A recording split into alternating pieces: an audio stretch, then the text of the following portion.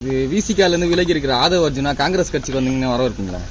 கூட்டணியில் குழப்பம் பண்ணுறதுக்கே இந்த கேள்வி கேட்குறீங்க.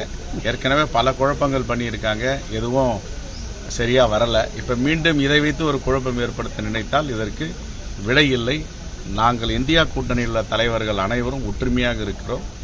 இரும்பு கோட்டை போல் இந்த கூட்டணி இருக்கிறது. இதை யாரும் அசைத்து பார்க்க சிதைக்க முயற்சி செய்ய வேண்டாம். அதுவும் பலனளிக்காது. சார், அவர் வேற ஏதோ ஒரு நோக்கத்தோட தான் கருத்துக்களை தெரிவித்து வர சொல்லி திருமாவளவன் சொல்லியிருக்காரு. அது சார் பாருங்க, அவர் சொல்ற கருத்துக்கு அவருடைய கட்சி தலைவர் சார் விலகிட்டார். சார் விலகினதுக்கு அப்புறம் முன்னாள் தலைவர் பதில் சொன்னார். மாண்புமிகு நீர்வளத்துறை அமைச்சர் அண்ணன் துரைமுருகன் அவர்கள் இன்று செம்பரம்பாக்கம் ஏரியை பார்வையிட்டிருக்கிறார்.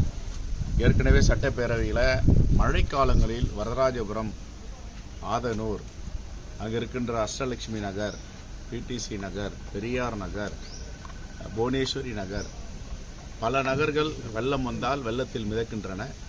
ஏற்கனவே மாண்புமிகு முதலமைச்சர் 4-5 முறை பல முறை வந்து பார்வையிட்டு திருப்புகழ் கமிட்டியுடைய பரிந்துரையை நாங்கள் நடைமுறைப்படுத்துவோம். அதை நடைமுறைப்படுத்தினால் இந்த வெள்ள பெருக்கு பிரச்சனையில் இருந்து மக்களை காப்பாற்றலாம் என்று வாக்குறுதி அளித்திருக்கிறார். அந்த அடிப்படையில் சட்டப்பேரவையில் நான் 9ஆம் தேதி பேசும்பொழுது மாண்புமிகு நீர்வளத்துறை அமைச்சர் உத்தரவாதம் அளித்திருக்கிறார்.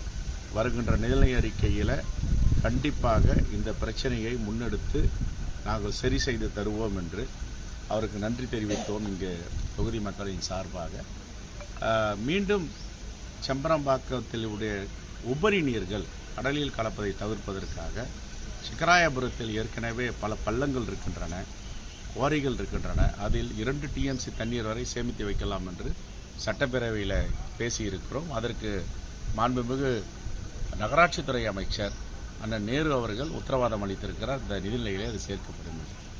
ஆகவே இதுதான் முக்கியமான பிரச்சனை, தொகுதிக்கு செய்ய வேண்டும் என்று நான் வேண்டுகோள் விடுக்கிறேன்.